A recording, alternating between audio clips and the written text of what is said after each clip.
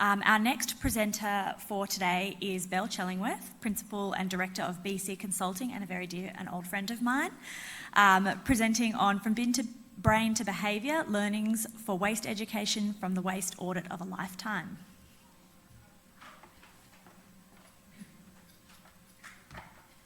Hi everyone, thanks Beck. I am really excited to present this today. It's a personal passion project. It's probably a little bit different.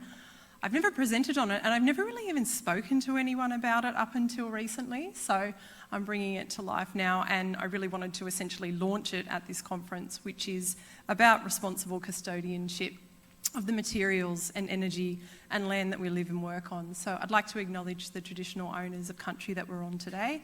Pay my respects to elders past, present and emerging. There's so much to, I think, take inspiration from. We have the original caregivers, scientists, artists and lovers of the land right here in this country. So I think it's really important to keep that in mind when we're talking about our earth. So, hello. For those that don't know me, I've spent a long time, like many people at this conference, doing a lot of garbage-related things.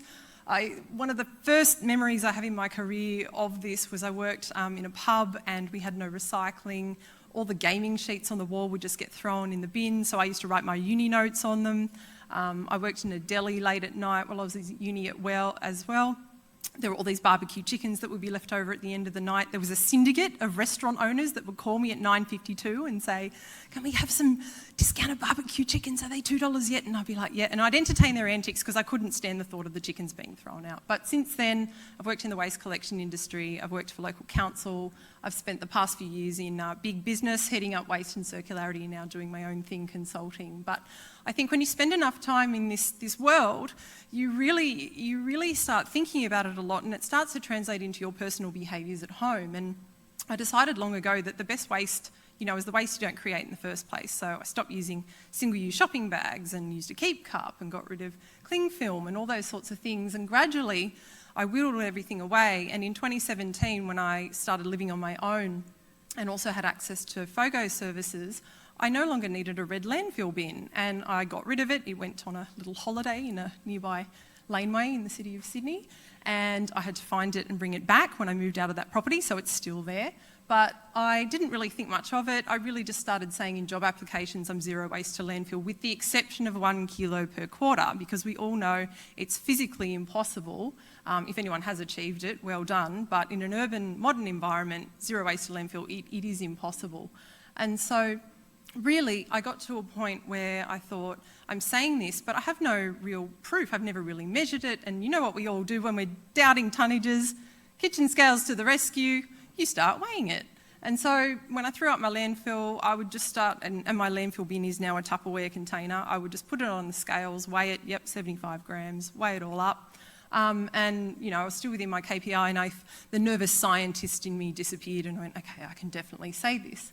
But what I, started doing one day was I looked at the landfill and then I looked at the recycling bin and I thought, I wonder how much all that weighs. And it was locked down, there wasn't much else to do. So I started weighing all my recycling as well. And I classified into LDPE, PET, food waste, all these different things. And then I also grade it based on the outcome, based on what I know about recycling and recovery systems afterwards. So I've been doing that for basically since 2021, and really today's about, once you start doing this, it's like an audit for intervention in a sense. There's all these educational learnings that have come out of it through different parts of, the value chain. So the first ask really at this conference is that I actually can't grade all of this on my own.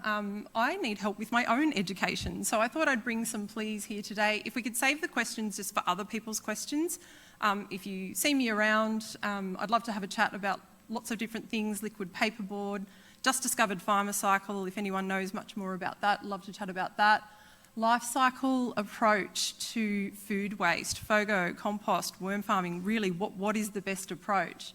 And some technical questions on packaging as well. So I'll leave that there. If you're taking a photo, that would be great. And come and see me. I'm told my voice travels. I'm not hard to find. My name is enormous as well. So the other thing, when I looked at this spreadsheet one day in my house alone, Because I was like, well, I could have just made this up, really. It'd be pretty easy to cut and paste and just do some dodgy with the figures, because I knew I wanted to do something with it. And so I decided to instate a governance committee. And really all that is people coming and watching the process. And it's a bit of a weird thing to go out to the front of your apartment block on a Sunday afternoon and go, who wants to watch me weigh my recycling?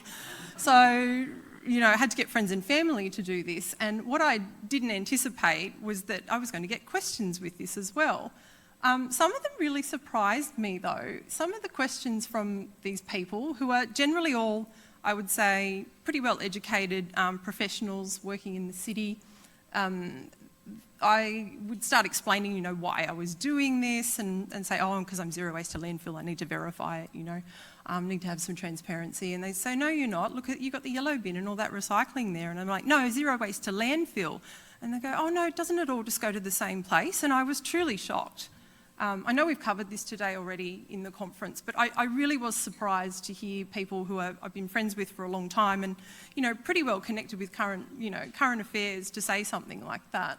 The other thing that's really struck me is the confusion over reuse and recycling. We know they are not the same thing. In the age of circularity, they are completely different from a value retention perspective. But I have a veggie box delivery.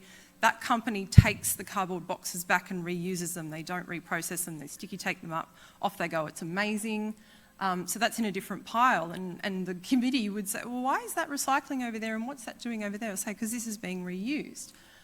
So I think at this point in time, we really need to start spearheading this. And I think the other thing too, I'm not going to go on about this because we know that the Mobius loop still haunts us all, but every single time, I talk about recyclability, my friends would pick it up and say, oh, look, it's got this loop, it means it's recyclable. And again, I'd start talking about the ARL. Sometimes I go to show them on the packaging, and I started doing some spot checks and this is a data set of one we've got to keep in mind. But sometimes 23% of the items I had the ARL on them, 57%. I've seen firsthand how difficult it is to implement that. So I'm not suggesting that system should be perfect, but again, we've got a long way to go with that. So I think in the history of my career, really the best, and Beck talked about this in her presentation as well, the best education I've ever seen for recycling has been working and touring and taking people into MRFs or telling them how the recycling system works.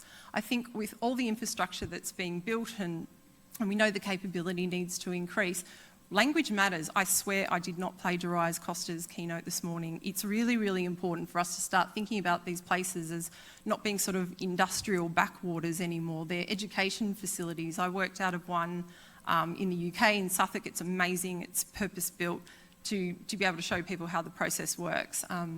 I think, again, to language, most of my day-to-day work is in property and the logistics sector. We don't talk about sheds for warehouses anymore. We talk about precincts, we talk about workplaces, we talk about community, and I think with valuing materials, the language really has to shift around recovery as well.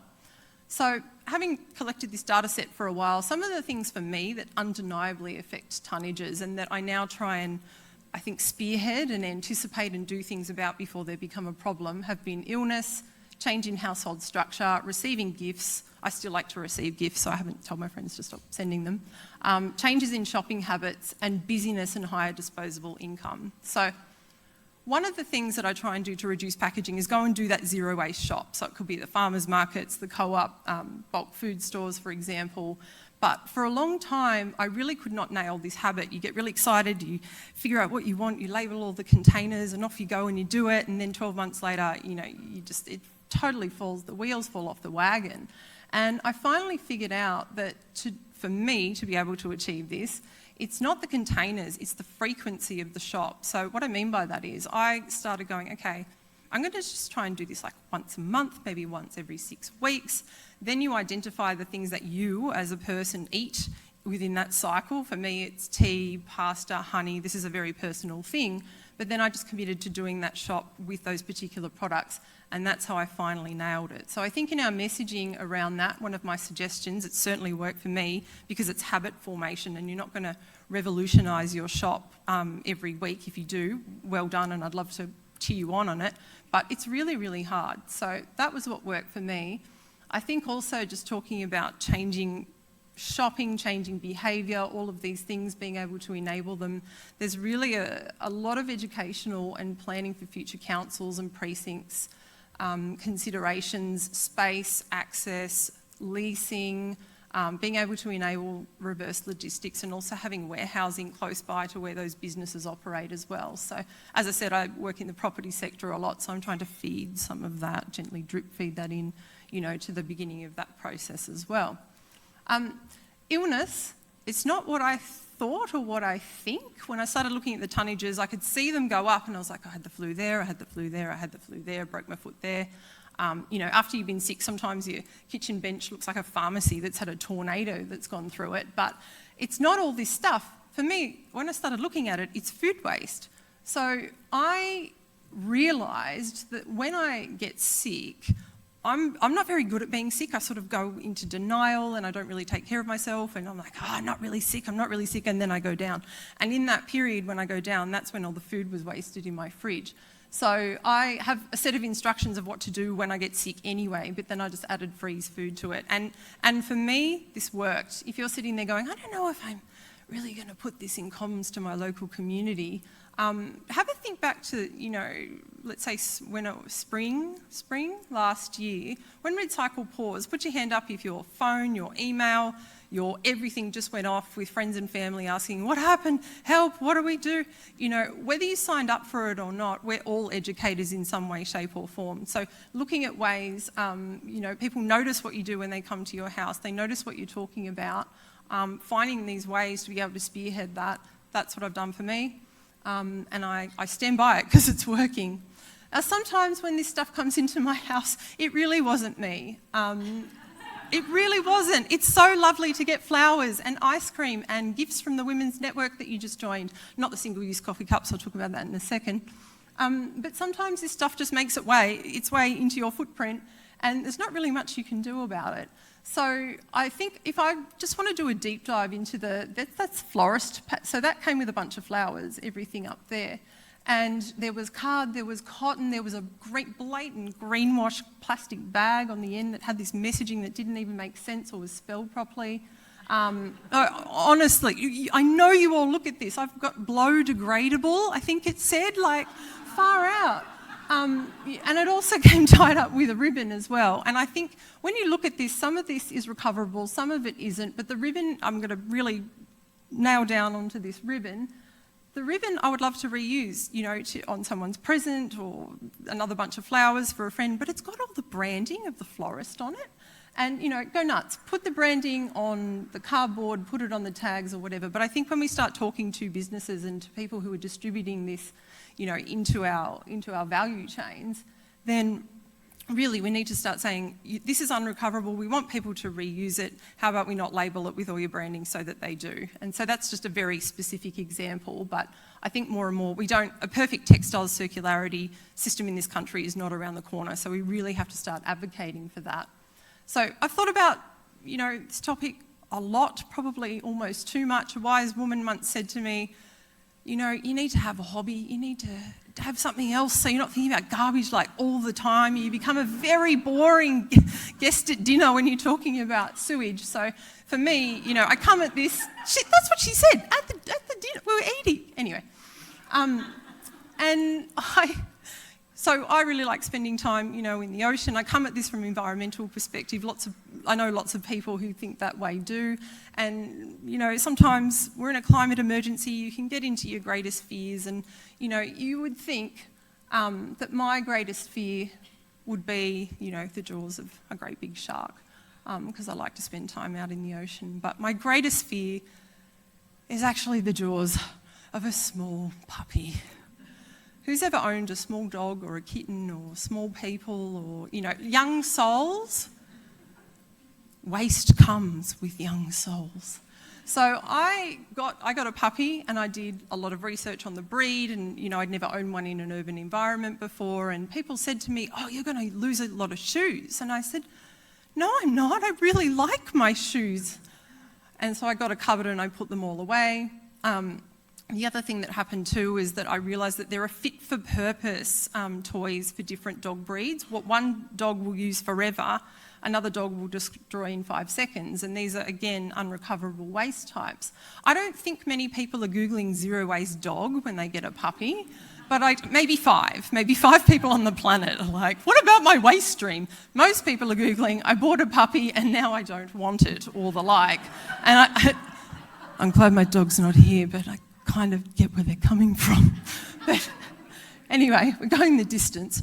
But I think there's some really amazing waste avoidance, messaging that we can incorporate into that without even really talking about it. So keeping your shoes away from the dog, having the toys that aren't destroyed. I know working in the public sector, you can't really recommend specific brands. I'm going to take one for the team and just say the Kong non-clear brand, indestructible in my experience if anyone's getting a dog. But the other thing too to reduce waste is having high quality feed. And I'm not talking upstream in the way that it's made. One of the most important questions that's come up in this whole study, in this quasi-research, mad scientist experiment, whatever you want to call it, to me, and now it's my turn for the pun for the conference because everyone else has had one, really is to doggy do or to doggy do not. So I realised one day when I was putting the waste from my dog in a red bin in the park that I'd never incorporated this in my tonnages. I'd never taken responsibility for it. Technically, I'm not measuring my own, but I kind of went, you get a dog, and this because, you are introducing this, and let's face it, this is a fairly problematic waste, right? So I started, doing some thinking and doing some meddling with the old calculator. I made about 5 hazmat suits for my scales and weigh the dog do, and then, basically figured out that my dog over his lifetime is going to produce 1.27 tonnes of dog waste. Now, if you have, that was based on 10 years, expecting him to live that long. I love mutts, they go the distance. They live about 15 years, so you've got to add 5 more years. And so what I realised though is that I started feeding him a better quality feed, and what that does is they go to the toilet less, and that's, it's budget day, cost of living is very much on the minds of people I know, but really I've found that's been cost neutral because you feed them less of the feed. But really I've had a reduction down to less than a tonne of doggy do waste, and again, nervous scientists, it's not an exact, I can't guarantee that that's on the dot, what he's going to produce over his lifetime. But I think in terms of waste avoidance, feeding your dog a good diet reduces that. And if anyone here can prove to me undeniably that any member of their community has written to them and said, you know what, I think we're really craving more dog poo, can we have more of this? I'll give you 2 hours of pro bono consulting for free. Everyone can be on board with this. So I'm told that people remember the beginning and, the end of your presentation at these things. I'd like to not be the dog poo girl for the rest of the conference, acknowledging I may have brought it on myself. But look, I'll just finish with, again, just remember, we're all educators. I have a long way I struggle with this daily. I have a long way to go myself, but I think, if you're ever like, what do I do? Start simple, start small, start somewhere and fail it till you nail it. Thanks. Thanks so much, Belle. I can confirm that she's not a boring dinner guest, and she really does love her dog that much.